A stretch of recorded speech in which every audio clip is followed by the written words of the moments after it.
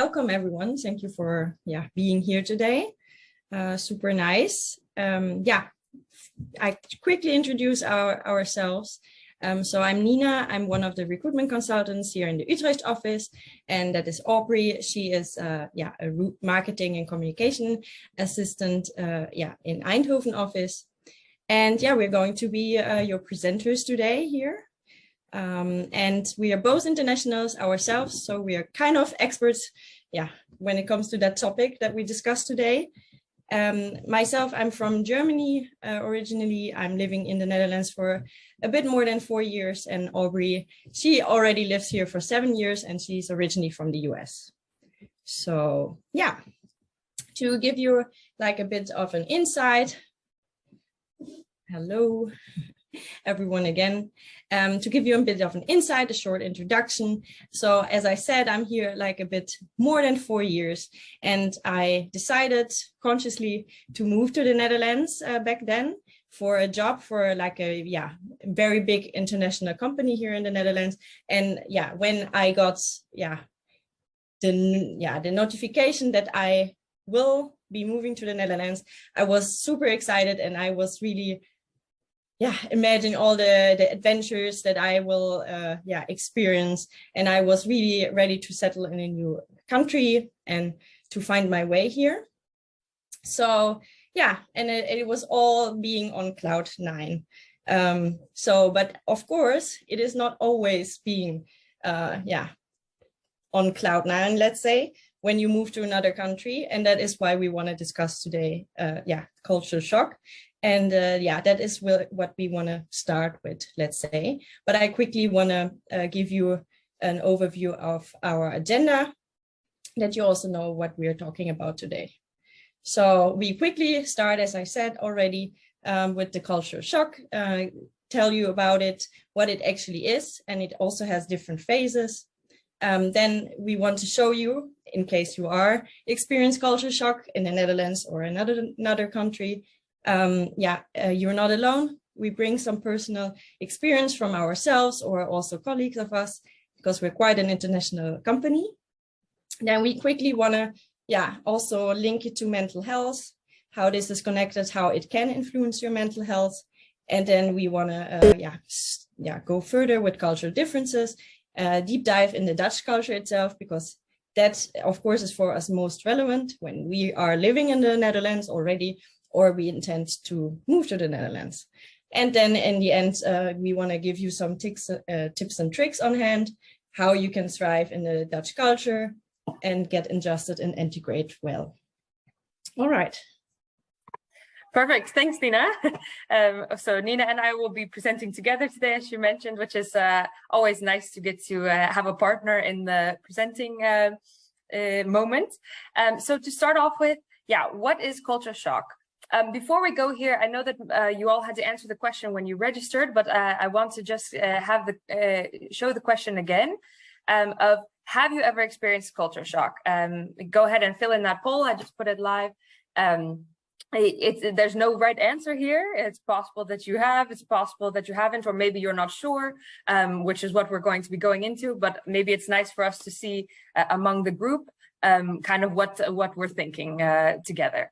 I see so far we have about 55% saying yes, 36% are saying no, and a couple of people are still saying maybe. We're going to see as we go along. Hopefully then this question helps to answer that question for those of you who are still on maybe, to know if it's happening to you, or if it has happened, or what to expect if it does happen. For those of you who say no, that's great, but also good to be prepared in case it ever occurs, that you know what to go, what you need and what is necessary. And for those of you who said yes, hopefully this will help you get some tips and tricks for wherever you are now in the process, so that you can handle that culture shock in a good way and come out on top. So thanks for participating in that. Let's go then to the next slide, which is a definition of culture shock. This is a definition by Sharon Clarkson, who's a medical insurance nurse. She says that culture shock is feeling uncomfortable or sometimes even lonely when you are abroad in a new place. There's not anything in particular that might cause it, but rather a mixture of new habits you come across when you move abroad. The unknown can be overwhelming and might lead to making a cultural faux pas or feeling confused, anxious, lonely, or unconfident. In essence, it might cause you stress. That's what I thought was the most important about this definition, was it might cause you stress. That's really kind of the foundation of what culture shock is. Also, something important about what she said is it doesn't always have to be caused by something specific. When we move to a new country, we know that a new language might be a big culture shock that we're not ready for, or getting used to a new climate. If you're coming from a warm place and then you move to the Netherlands, we've been lucky the last couple of days, but it's going to be raining today. So that's also something you might you might plan on getting used to. But sometimes it's smaller things, other new habits, or even things that you don't see coming or expect that can cause you stress. Some other definitions from the dictionaries are the feeling of disorientation experienced by someone when they are suddenly subjected to an unfamiliar culture, way of life, or set of attitudes. And another definition is a sense of confusion and uncertainty, sometimes with feelings of anxiety that may affect people exposed to an alien culture or environment without adequate preparation. So, common thread here is stress, disorientation, confusion, uncertainty, basically words that none of us really want to stay in for too long in that feeling. But that's also quite normal when you come into a new environment that you're not used to. And especially interesting with this last definition is without adequate preparation. So one of the goals for today is that we can help you prepare so that you'll be ready for it if you're not here yet, or if you're here and still working on adjusting, so that part at least can be taken care of. So something to keep in mind when you're dealing with moving to a new culture, or sometimes this can also have to do with relationships. For instance, I am from America, but my partner is from the Netherlands. So we sometimes, even just in the relationship, have some culture shock where we think that we're going to be on the same page, and we're not, because we grew up in a different environment thinking different things. So good things to keep in mind then with culture shock is that it goes through phases. First phase is the honeymoon phase, and maybe that's a bit self-explanatory. Everything is nice. You're excited, kind of what Nina was saying. It's really exciting to come to a new culture. You're really looking forward to it. There's a lot of new things, and all the new things are wonderful, and you feel great. And, you try the new food, and you enjoy the new climate because it's different than what you're used to. And basically, all of those things make it so that you're having a really great time. You're really excited. You're really adventurous. You're really enjoying what you're going through. But next comes the crisis phase. So after the honeymoon phase kind of starts to fade and you've been enjoying yourself for a long time, or maybe not such a long time, you can hit a crisis phase. And what happens here is that you start realizing all the things you're missing. So homesickness can come in, other things that you're missing. Maybe you miss food that you're used to, or maybe you accidentally do something that doesn't fit in the culture and get a negative response from that. So lots of things can trigger this, but basically this is where all of those negative feelings come in, of anxiety, stress, uncertainty, maybe feeling like you don't belong, things like that can happen here. That can happen based on something. It can also happen just after a period of time. But know that you're not alone in that, because everyone experiences that phase. And when you hear a lot of expats saying, "Oh, I'm so excited," maybe they're in the honeymoon phase, or maybe they've made it through all the phases already, but don't feel strange if you're in the crisis phase and don't feel the same about it as all of the excited newcomers. After the crisis phase, we go to the recovery phase. In the recovery phase, you're going to be trying to kind of move back towards your new culture, figure out the new things, try to like the food, find the foods that you like, learn how to communicate within that culture. It's really, sometimes we may even overcorrect in the recovery phase to try to go even more towards the new culture, because we know we're living there, we need to adjust to it. So this is kind of trying to kind of climb back out of that downward spiral that the crisis phase gave us. And the adjustment phase is actually the combination of the best of both worlds. So in the adjustment phase, you try to combine the good things from your own culture with the new things from the new culture that you like, and come out with kind of a brand new world that works for you, where you have good things from both cultures, and you know how to operate, and you're feeling good and confident. Please note, though, that these phases do not have to be linear. You don't have to follow them in this order. Maybe you go from a honeymoon phase to a crisis phase, skip to an adjustment phase, and maybe you hit another crisis. It's not always one after the other. It can go up and down. I've seen it described as climbing a mountain. You climb to the mountain, you feel great on top of the mountain, and maybe there's another mountain. But that's what we're going to talk about today, is how to make sure that you maintain your mental health and what you can do so that as you're continually going through these phases, you know, you have some techniques to guide you so that the crisis phase doesn't have to be an actual crisis. So we have some stories to show you that you're not alone in this, for those of you who have experienced culture shock or are not sure. So here we go. Nina, take it away. Yeah, so we asked some of our colleagues, here in the office, if they ever, face some situation, let's say, that they were not used to. And one of our colleagues, kind of said in the safety and socializing area that he remembers, the first time when he arrived in Amsterdam, and even though he was super amazed by the city, and he was, he was still a bit worried because he originally comes from Brazil, and back in Rio it was always very busy, and that was the synonym for dangerous. So he remembered looking back all the time, checking for his back pocket if really like the purse is still there, and if everything is all right. And then eventually his partner asked him if he was okay, because she found it very strange that he always was in alert. So he told her that, he was afraid to lose his wallet. And then she laughed because she asked him to relax, because she really, she felt like, you're in Amsterdam. That is, that is not often the case that it happens, or maybe not comparable with Rio. So then then he realized that some of the issues back home, that he was facing most likely every day when he was there, may not happen, or in Amsterdam, that often, and he doesn't have to be that alert. So kind of a cultural difference here as well, or environment. And also when it comes to socializing in the Netherlands, that it can be slightly more complicated than in Brazil, because back home he just told his friends that he's going somewhere, and then they eventually show up. And in the Netherlands, it is kind of, there's a lot of scheduling and agenda checking before you see your friend involved. So it's not necessarily the best idea to just drop by when you say, hey, it's a good idea. I'm in the surroundings of my friend, my Dutch friend, and then just show up and ring the bell and say, here I am. So also quite different to back in Brazil. Definitely. He also mentioned how the family dynamics are quite different in the Netherlands. He said that, in South America, family is really the most important. It's a big focus. I know this too, because my brother-in-law is also from Brazil, actually. So we have these conversations too.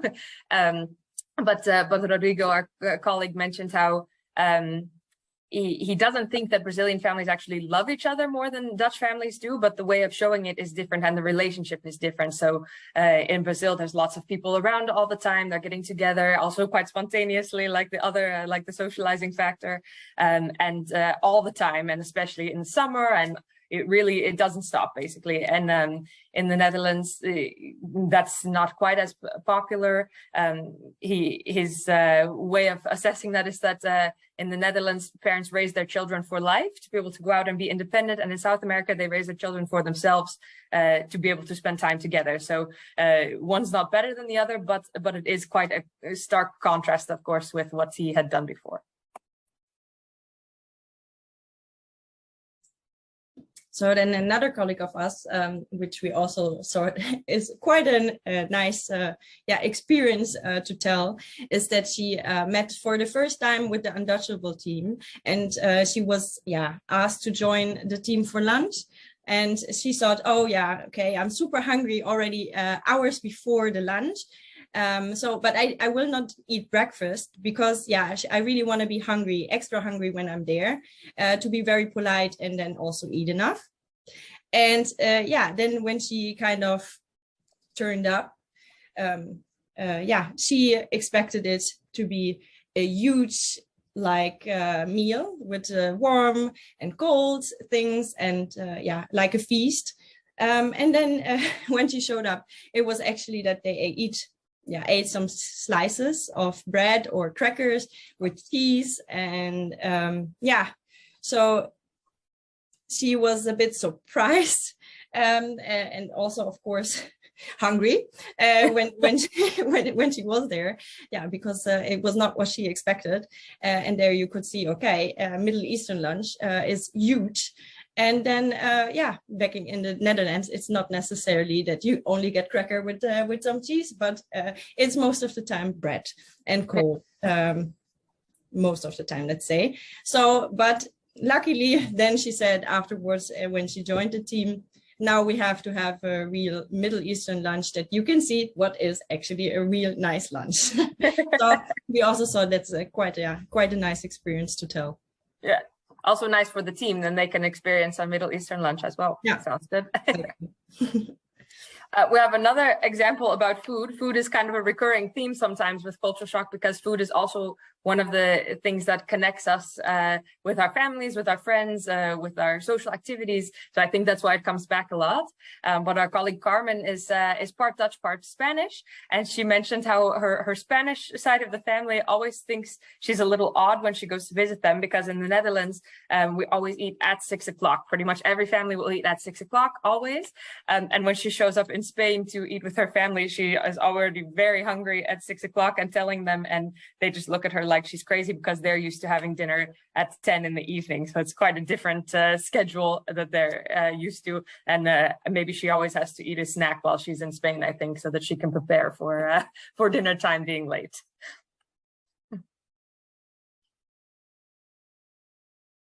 Yeah, then we also have a colleague, she's Dutch and Polish. And yeah, in Poland, they celebrate with the full table of food. And when she was invited for the first time in the Netherlands for a birthday party, she was pretty shocked that you only get a little piece of cake and not the whole full table of food.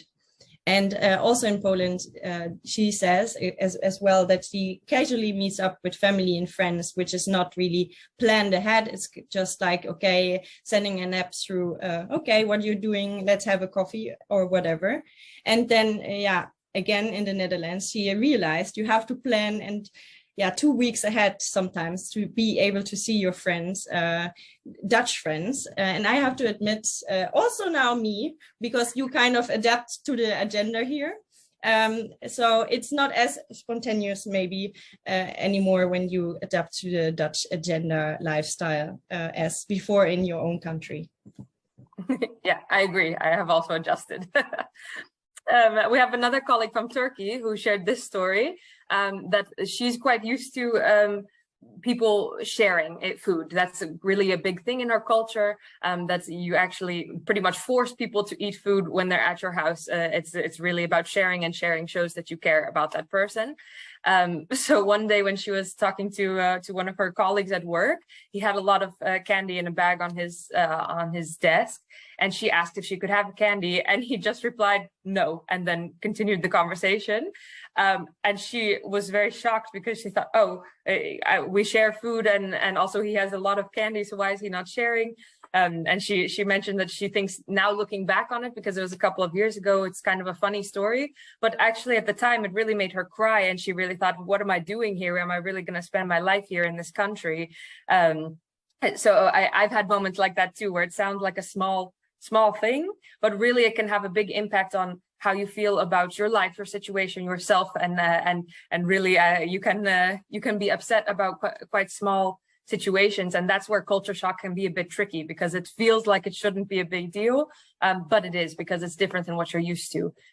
Also, I agree with her on this. She still can't figure out why he didn't share his candy. I don't know either. That's not typically Dutch to not share your candy, so I don't know what happened there. But regardless, for her, it was a culture shock moment, and I think these are the kinds of things that it's good to prepare yourself for, to know you know, what is a cultural difference and what might just be an interaction with someone, so that you don't have to think no one will ever share candy with me the whole time I live in the Netherlands or something. And we have also a video from one of our colleagues who's from Curaçao that shared on TikTok what her experience is with culture shock in the Netherlands.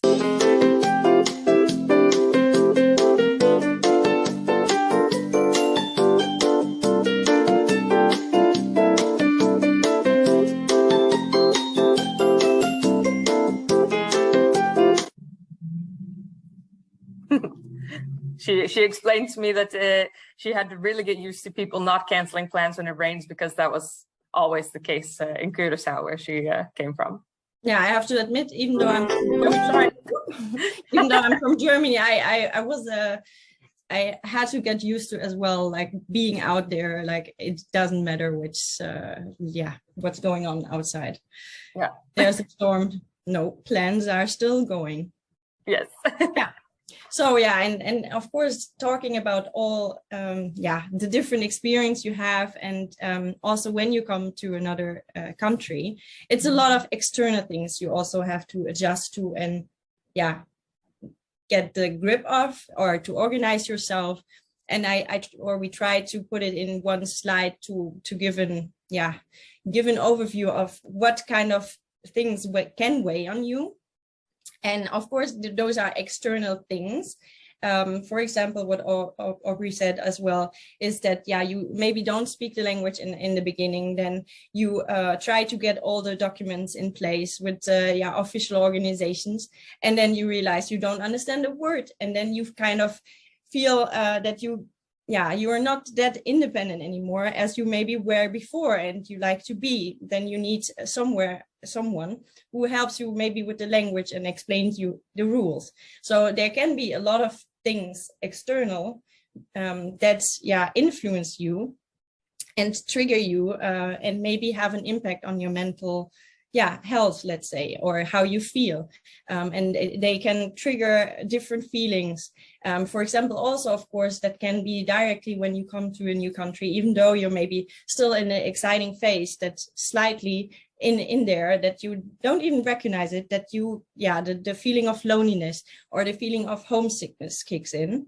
And sometimes you really are aware of it, but sometimes there are so many things going on and weigh on you that, you don't realize it, but your energy drops and all those things, and you're not really aware of. So that's why we also want to show you again what that there are actually a lot of things that you maybe don't think about in before coming or going to a country, but also when you're already there, that are constantly influence you, because they are there and you're still in a different country.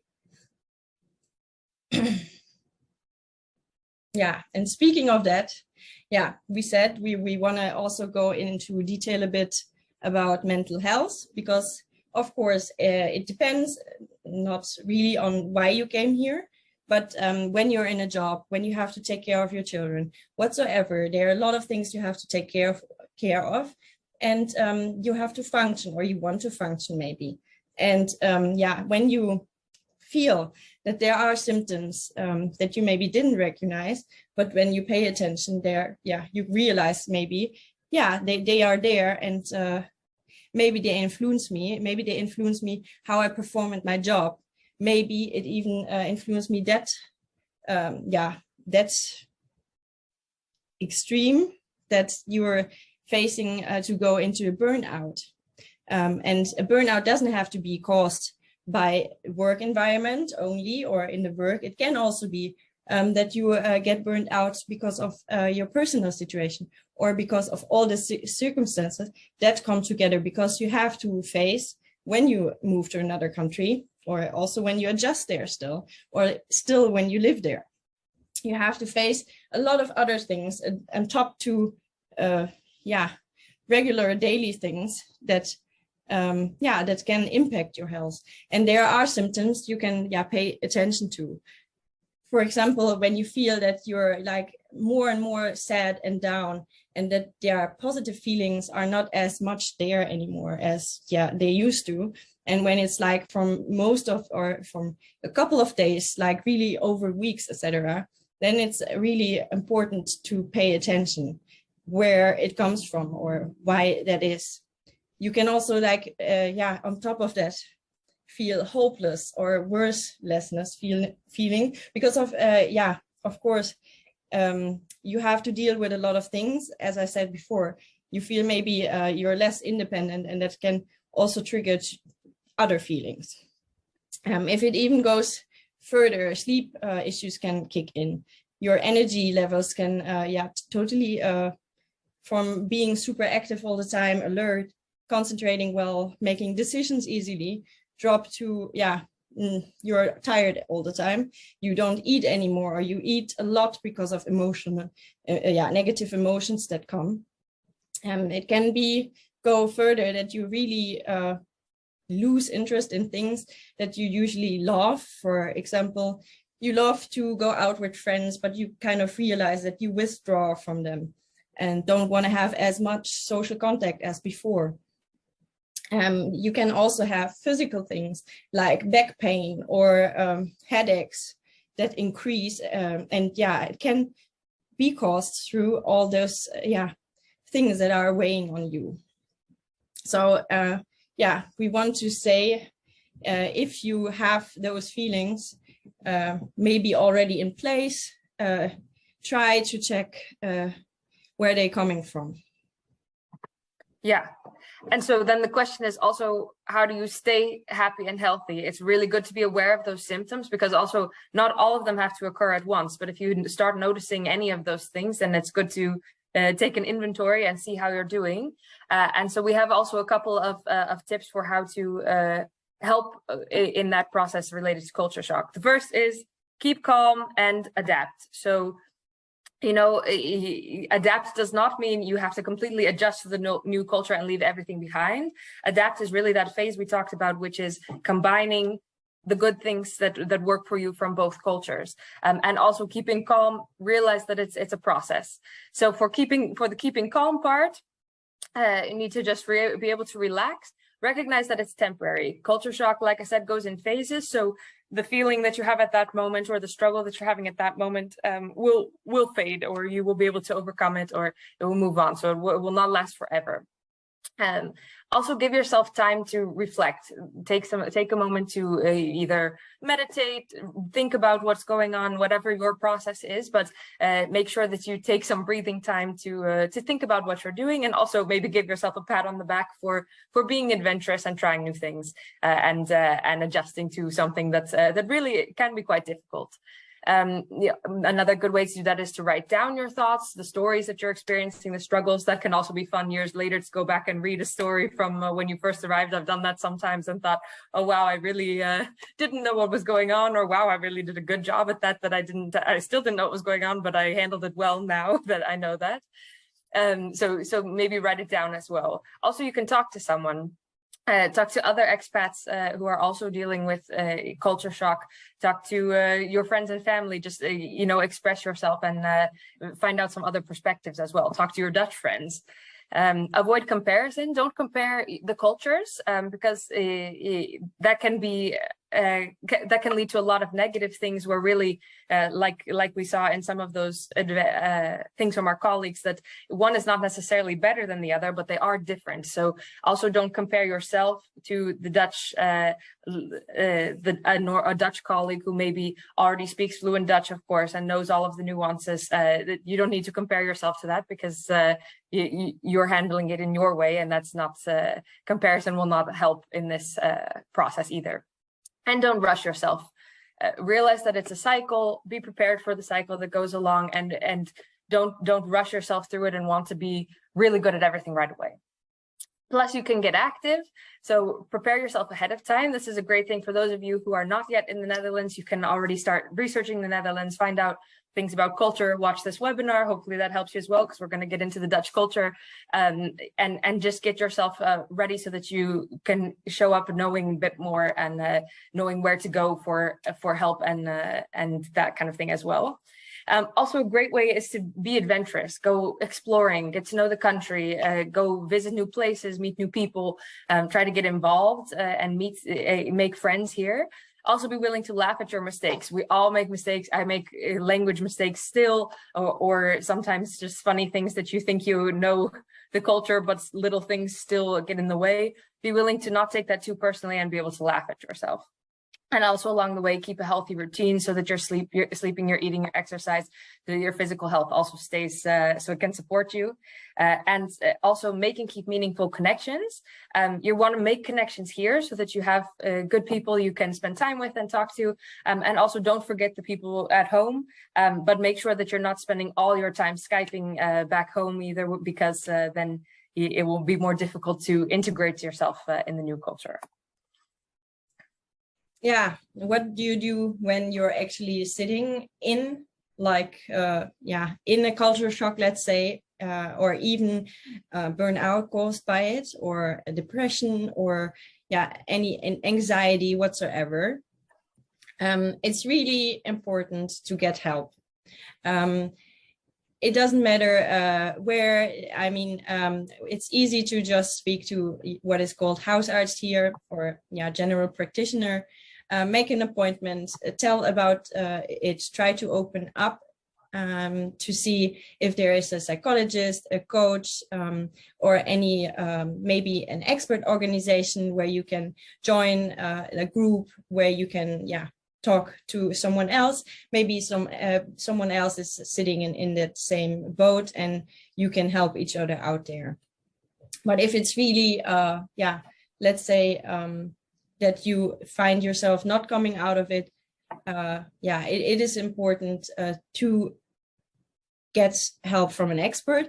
And there are a lot of psychologists here in the Netherlands that also speak other languages. So you could do it maybe even in English, Spanish, Italian, whatsoever.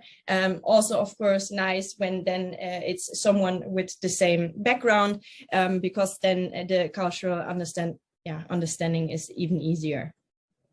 Really find people who relate. That's what Aubrey said as well. But here also be alert.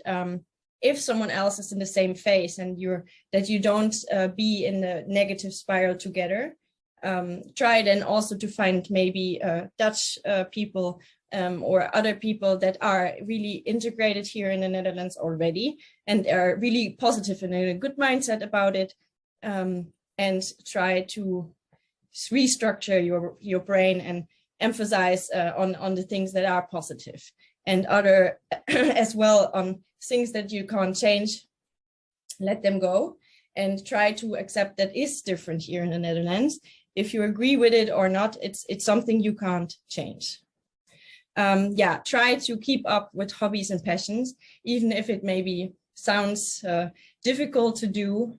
It may even help to, if you're sitting in a negative spiral, to write a list with what gives me energy, and structure your day around positive and negative things, or let's say things that get energy out of you, and things that give you energy, so that you kind of balance it out. And also try to identify, maybe with your partner, a friend, what are really the stressors that pull you down and make you feel as you, not good. And there, of course, are a lot of stress management techniques that you can use. As Aubrey said, meditation. I personally love meditation. It really helped me as well through going my ups and downs here in the Netherlands. So that's a good way too. Or try yoga. There are a lot of things you can do there. It's also important when it comes also, if you feel that you set boundaries at work and create healthy habits, maybe even let your manager know that you're struggling, and ask also there for support. There are a lot of companies already that have in their organization help. And also here in the Netherlands is a good system in place when, in case you have a burnout, that you will be supported. Yeah, and as we said, really try to understand the culture and learn the language. And it's very important to develop a positive mindset, because we have a brain that you can restructure from being negative to positive. And yeah, that's important. And also don't idolize your life back home, because sometimes it seems better than that it maybe is, or it was that perfect, but yeah, don't compare it because it's different. And take your time, because yeah, see, it's a process. Yeah, it doesn't go from one day to another. Oh, I skipped, sorry. You guys get a sneak peek of everything. Yes, we're back. So another really good strategy on top of these things that we've already talked about for how to prevent getting into too bad of a situation or feeling, you know, too depressed or anything, and also how to recover if you are in that situation. One of the really great things you can do for either of those is get to know the culture a bit better, get to prepare. I know that I've had a few experiences where something that was really eating at me and really causing some depression was really just a cultural difference that I didn't understand. And I will get to that in a minute. It has to do with communication. But that's one of those things that now that I understand it, it doesn't eat away at me, and it might still bother me a little bit, but I have the understanding now so that it doesn't affect me quite as much. So this is a really helpful strategy as well. And we wanted to get into this, especially since a lot of you said that you are either here or wanting to work here. Then it's really good to have some information about this. So real quick, an overview. This is by no means all of the countries, of course, but it's a little bit of a representation of several different areas. And as you can see, every country, basically this is from the Hofstede Insights, and what they do is they compare countries on a few main points, and we're going to go over those points. But as you can see, there's a lot of variation in how a country stands in one of those things. As you can see, for instance, here, there's a big difference between the Netherlands on the masculinity scale compared to China, India, and Japan that are a bit closer to each other. But even between countries that are near each other, sometimes there's even a bigger difference between countries that are next door neighbors than countries that are across the world from each other. So that's really good advice as well, is to go to this Hofstede Insights. We have the link as well for you guys, but go there and type in your country and the Netherlands to try to compare and see. They'll give you also a list of insights of what that means as well and what you can expect. But this is just to show you that that everyone's going to experience it, and maybe in different areas, because depending on where you come from, you may be closer or further away from that cultural aspect here in the Netherlands. Yeah, and then we take a deep dive into the Dutch culture itself. Yeah, some of you may have experienced that you're already living here. For some it might be new. So the Netherlands really scores it's really a feminine society. What does that mean? They really are focusing on their life-work balance. So it's really important to have a private life here in the Netherlands. And also the Netherlands is quite highly ranked in the OECD index there to have a healthy life-work balance. It's also one of the countries where, the most amount of people work part-time. So that's also good to know, how that works here and what the possibilities are to achieve a work-life balance. So when it comes to mentality, Dutch people realize their impulses and desires when it comes to regard enjoying life and having fun. So that is really important to them. They really are, on average, possess a positive attitude, and they also have a more tendency to a positive and optimism, let's say. And they also, as said before, they really, it's really important to them to have their leisure time. So money is less important, let's say, than status symbols here. The Netherlands is a highly individual country, of course. So they really score very high with 80%, or 80 a score of 80 in that rank. So they really have a high preference of loosely knit social frameworks, what you also will see and experience when you move here. So it's really expected to be that you take care of yourself, that you're really independent, and they're taking care of their immediate families. It's not like a lot in southern countries where a lot of big families take care of each other and they're very close. It's really more here, individual. And when it comes to working environment, it's pretty common here in the Netherlands to have flat hierarchies and a very informal company environment. That's not, of course, not every company, because there are international companies, there are also more traditional companies, but overall they are quite flat on average. So when it comes to management style, that was for me also coming from Germany quite a surprise. It is more a coaching attitude. Manager or effective manager tend to be very supportive. They are really trying to involve you in decision making, and they really want to value equality and solidarity. They're really when it comes to conflicts, they try to find a compromise, and they really negotiate. The Dutch are really known for that. They have very long discussions until they really reached a consensus. So that is quite important here.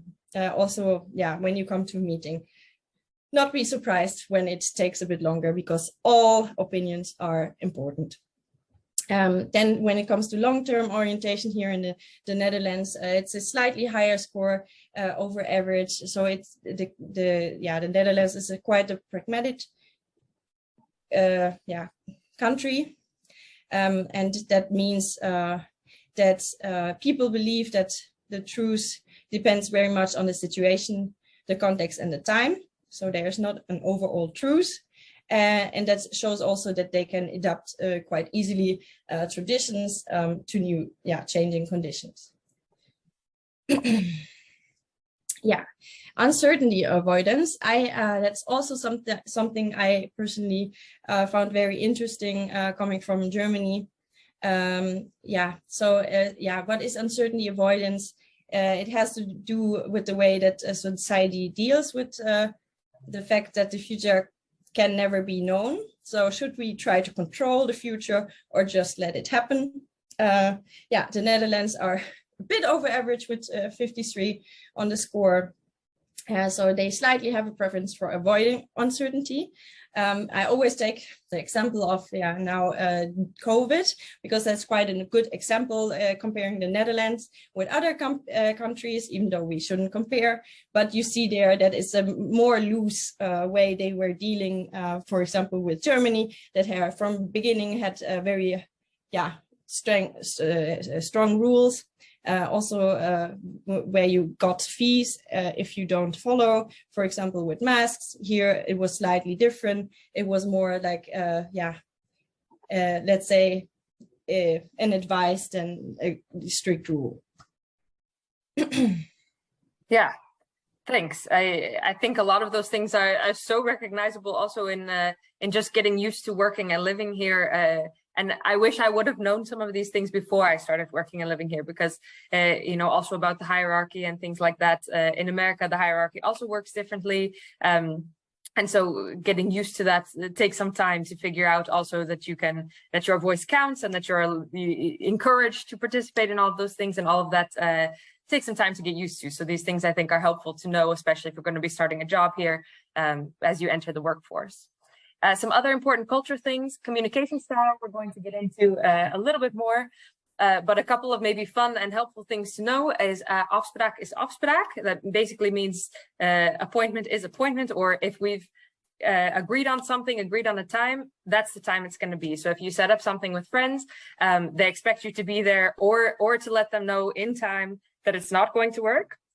Also, this was a big shock for me with like a doctor's appointment, for instance. I'm quite used to you make the doctor's appointment and then they send you a reminder and then they send you a text and then maybe they call you to remind you because they don't expect that people are paying attention to their agendas very well. And here it's really you make one appointment and it might even be for 3 months in advance, but that appointment is on the agenda and they expect you to be there. Afspraak is afspraak. So if you don't show up, they're very surprised because they expected you to be there and that was the agreement. Another important thing that's kind of related is to be on time. Dutch people are quite punctual. In fact, usually in the Netherlands, 5 to 10 minutes ahead of time is on time. So I have had to learn this as well with some friends that already start stressing if it's 5 minutes before and I'm not there yet, where I'm thinking as long as I show up at the time that we said, then that's fine. But really for Dutch people, on time is early. Another thing is qualifications versus experience. This is quite helpful for your work when you're applying for jobs to know that actually experience often makes more of a difference to a Dutch hiring manager than the qualification itself. Of course, you have to have some specific qualifications for some jobs, but often the click and the experience and the attitude you bring matters more to a hiring manager. With meetings, that's actually Nina already said, it can often go really long because everyone's opinion matters. You're all encouraged to participate, but also with meetings, you're expected to be on time, and it doesn't always get rescheduled if you don't show up because they've all had their appointment in their agenda for a long time and expected everyone to show up. Another important thing is going Dutch. This actually refers to when you go out to eat or go out to get drinks with friends and that you split the bill evenly. That's not always the case in all countries, of course, and different cultures handle those kinds of things differently. And here, often the case is that you show up and everyone just pays for what they ordered. And while this may seem kind of stingy and it sometimes comes across as rude if you're from a culture that is not used to handling it that way, just know that the reason is because people want to be equal and fair, and that's the reasoning behind it, not because they're trying to be cheap and not generous. That's a different motivation. Also, another thing that this is maybe especially to me, or maybe from America, or maybe from some other cultures that are very outwardly friendly. The Netherlands maybe comes across a bit colder if you're from a country that's outwardly much more polite and friendly and outgoing. But know that once you make a friend here in the Netherlands, they're very loyal. They're friends for life. So maybe it takes a little bit longer to break the ice. But once you have established that relationship, you have a really solid friendship. And they're not trying to be rude by not being so outwardly friendly. That's just not quite as normal here as in some other places. And the last one is doe normaal, or basically be normal. This one also refers to basically like not being too crazy and not going too much outside of the social norms. But also realize this doesn't mean that you have to not be yourself or that you're not allowed to express yourself. But it does mean that you respect maybe some of the norms, the social norms. I know for me, one of those was playing music a bit more quietly if you're outside in your own backyard. For my feeling, if I was in my own backyard, I could do whatever I want. But of course, the houses are quite close together here compared to what I was used to. And so if you play your music loudly, it's quite disturbing to the neighbors. So you can make some you can agree to turn it down so that you can fit in this doe normaal and be part of society that's productive and not annoy your neighbors, basically. But you can still be yourself and you can still listen to the music. So that's kind of the combination of things there. So on the communication style, honesty and directness are highly valued. We've kind of talked about this already, but really Dutch people like to communicate this way themselves, and they also like to be communicated to in this way. So I know I personally am not such a direct communicator from growing up, at least. So I've been learning that more as we're here, but I do know that it's very highly valued by managers, by your friends. Everyone really likes to know what your actual opinion is. And along with that, equality is important. So they also want to know your opinion because they don't think that their opinion is more valuable than your opinion, and they want to have an idea of what you think. This was actually the next point is what I was referring to, the positive versus negative. This created quite a lot of issues for me because I grew up in a situation where the negative was sometimes pushed to the side, but the positive was very outwardly shown, and a lot of expressions and praise and things like that. So if you were doing something good, you really knew it because people told you. And yeah, if you were doing something bad, then maybe you didn't know it quite as much, which could have been helpful. But anyway, but here it's kind of the opposite, which is that often if you're not hearing anything, it's no news is good news. Basically, the Dutch are happy, everything is going fine. Then they won't say anything. But if something needs to be addressed or improved, then they will say something. And so that's a really helpful thing to know, because Nina also mentioned that in Germany it's different again from America and from the Netherlands. So it's really helpful to know that that's the case. And just because they're not saying the positive things doesn't mean that they're not thinking them or don't mean them, and also that the negative is coming from a place of wanting to improve and help in most cases, and not wanting to be rude or get in the way. And also just be aware, if you're looking to move here, different regions do have a bit of different communication styles. These things are true of the whole Netherlands, but if you go in Amsterdam, of course, you've got a bit more big city vibe. And if you come more to the south, then you enter the country area a bit more. So that's something that when you're planning to move is a good thing to prepare, is to research a bit more about the area you're moving to so that you know what to expect when you get there.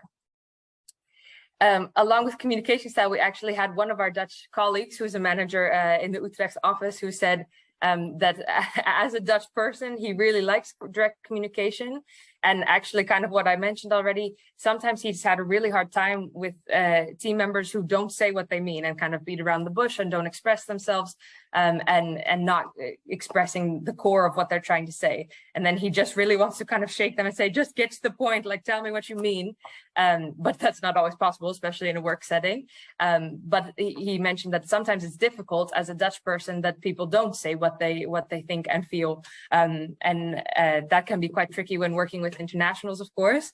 And I think probably some people here agree with that same feeling, and some people here have the opposite feeling, that think it's difficult to be direct and honest, or it feels rude or something like that. So just know that in the Dutch culture, even from a Dutch person directly, that's what they appreciate. But of course, they also know that they have to adapt when someone is coming from a different culture as well.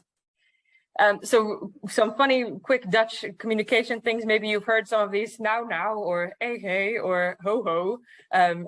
They all mean sort of different things. And I think this is always kind of fun when you enter a new culture with new languages to know what they're saying. In Belgium, for instance, they always say, no. And then they purse their lips, and it's different again. It's not even on this list. So maybe look up this list if you're looking for what your boss or your friend meant when they use one of these expressions.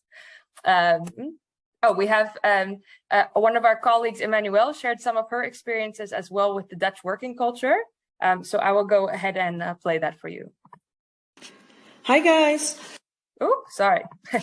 Hi guys, my name is Emmanuelle. I am one of the Dutchies and I am French. So I have a few things that I wanted to share with you. When you are in France, you are often working very late. In the Netherlands, it's not the case. The most work days are from 9 to 5, 9 to 5:30, or 8:30 to 5, with a lot of flexibility in that very often. Also, another thing that's really interesting, in France, we are used to easily kiss our colleagues. We do la bise, as it is called in France. In the Netherlands, you don't kiss your colleagues. One of the other things that I always felt was a really nice touch is that in the Netherlands, because it's a flat organization, you oftentimes see your boss, and actually Dutch boss is a very good example of that, see your boss driving around the country delivering flower bouquets to colleagues. The Dutch boss is a lot more collegial and a lot more attentive to its employees. On the management side, again, I'm French, so particularly with the French system, the management is a lot more in reach of a consensus. The management will ask for your opinion, and you are actually expected to participate and to be honest and direct about what you think. Everything is open for discussion, always. Your voice counts as much as the general manager voice, and as much as anybody else's voice within the company, and that's most of the time a nice and welcoming feeling. So don't hesitate, go for it. Bye.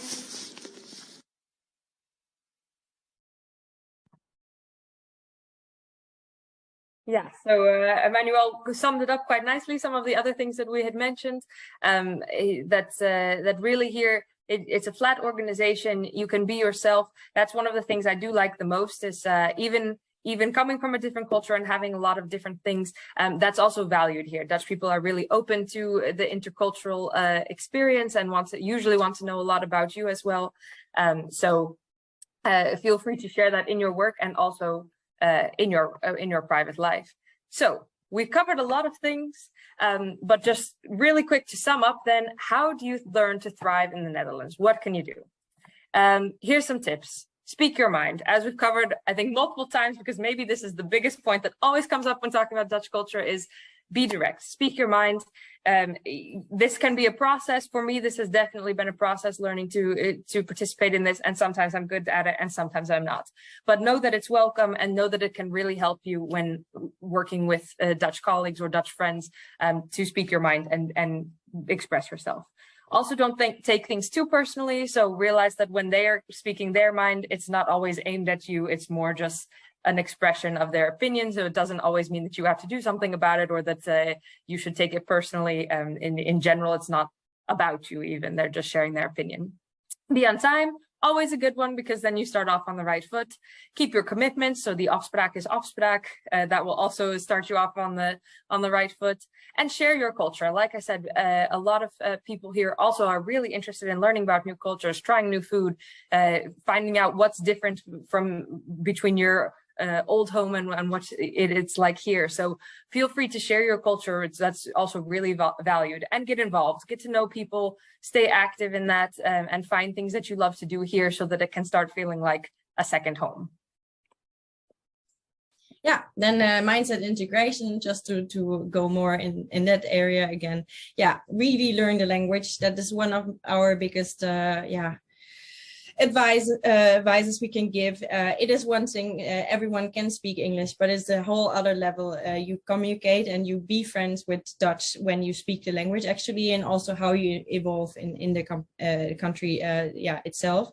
And also learn the culture. Maybe you do go on the website we recommend and compare your country with the Netherlands, see what is the difference and try to understand.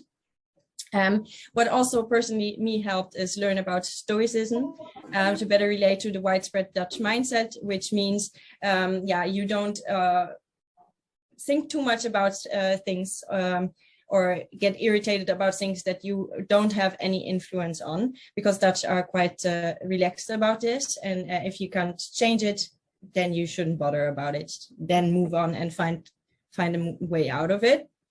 Manage your own expectations, definitely.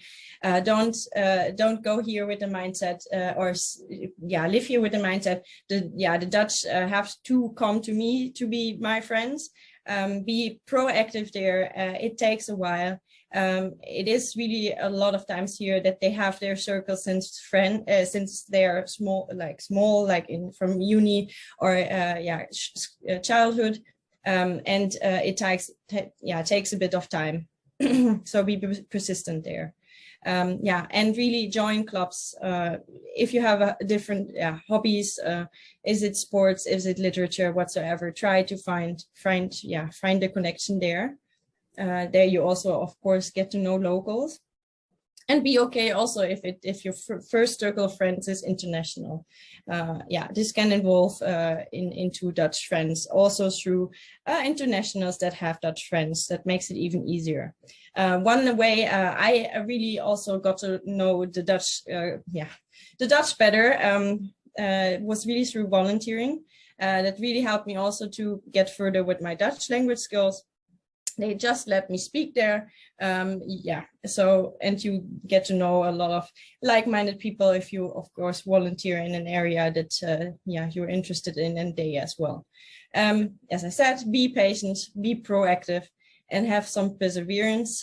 It takes a while. And yeah, it also takes a while to find maybe the right friends of people. Don't judge, don't say that it's the culture. In every culture, there are people that suit you as a person and where the values fit. So yeah, it just needs some time to find them. Yeah. And we're going to share some of the resources that we found helpful for ourselves or for other internationals that we know, so that you have some resources as well.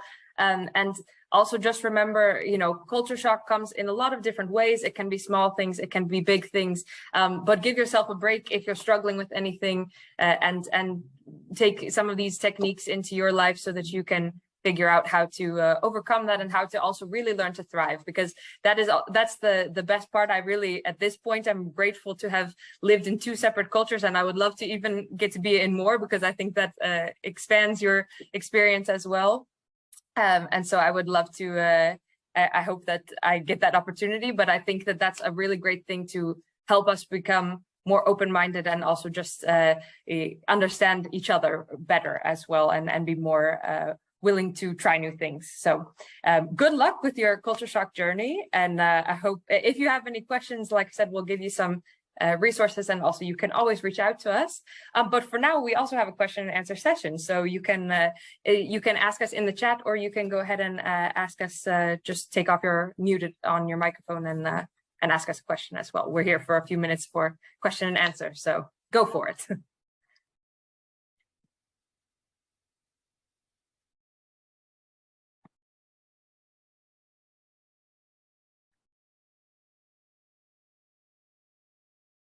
I'm not seeing any questions in the chat. Are there any questions from anyone, or maybe someone is typing, I guess?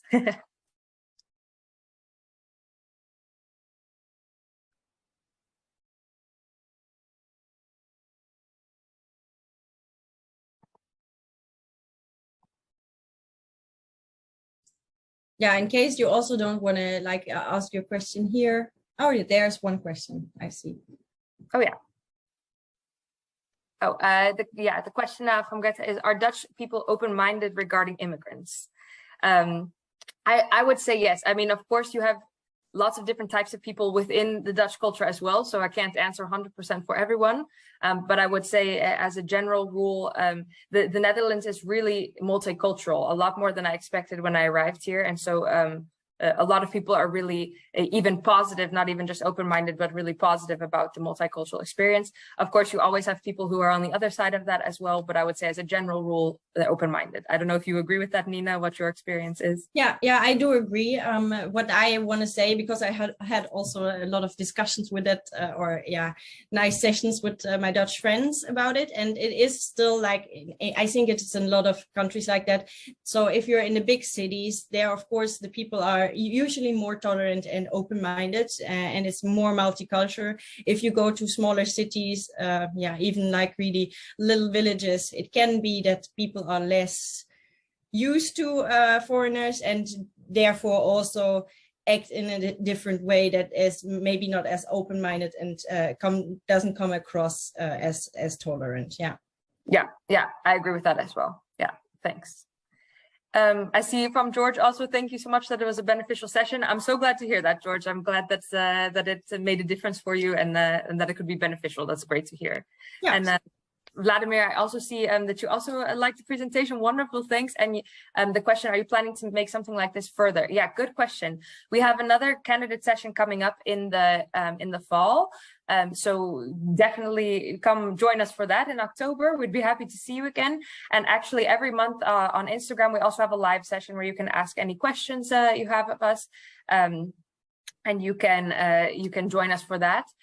So definitely feel free to join us. The best thing I would say is start following us on our social media, because then we post all of the activities we have going on. Sometimes we have sessions that are live as well, where you can meet with our recruiters. So we try to do multiple events per year that you can be part of. Our Instagram account is just Untouchables Recruitment. So if you look up Untouchables Recruitment on Instagram, then you will find us. Or if you go to our website at the bottom, then you can find the links to our social media as well. Maybe that's even easier. But then you can join us there. Yeah, we also have a TikTok account, and we also have there we want to have there a challenge going on with your cultural shock experience if you want to join. So that would be fun to see, just as our colleague Quina made it, TikTok before. Yeah, exactly. Great. Thanks for saying that, because that would be wonderful for you to join. We have a couple on there already, but it's great if you can share with us as well. We can start a community going there to be part of that. Let's see. I saw another question from. Let's see.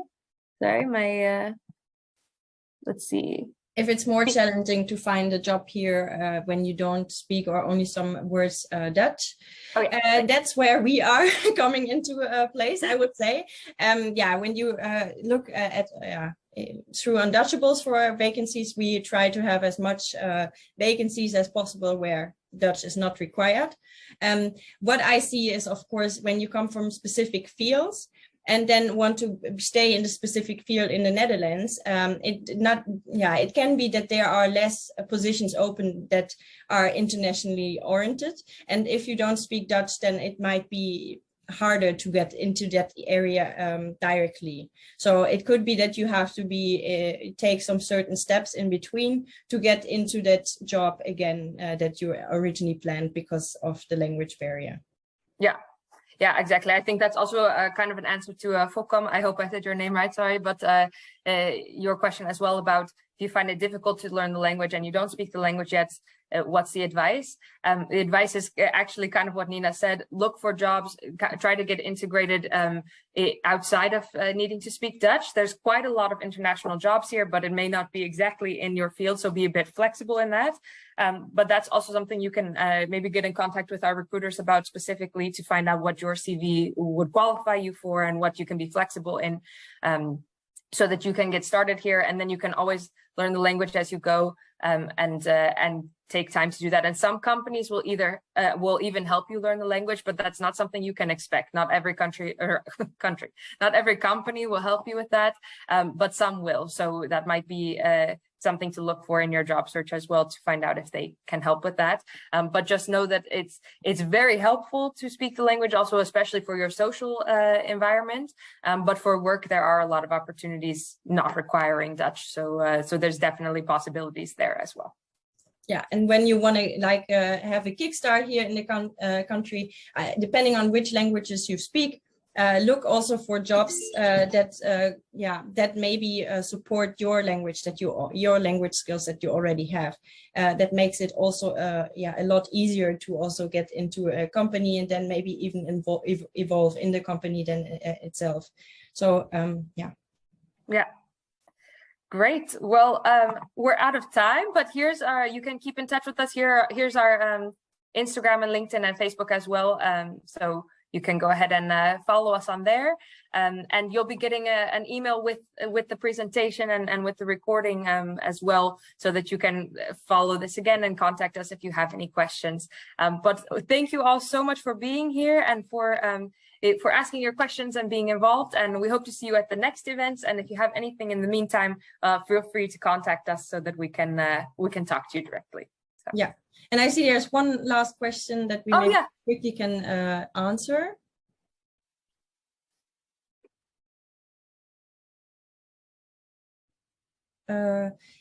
No, you don't need always to present an English course certificate.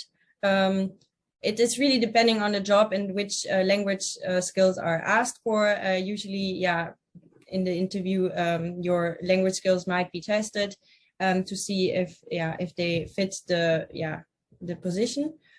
So no, it's not always required, but it's of course helpful to have something at hand in case it's needed to present. Yeah, perfect. Thanks. Yeah, and also from my side, thank you so much for all being here. And if you also have more questions, then just write us some emails and then we will answer to that.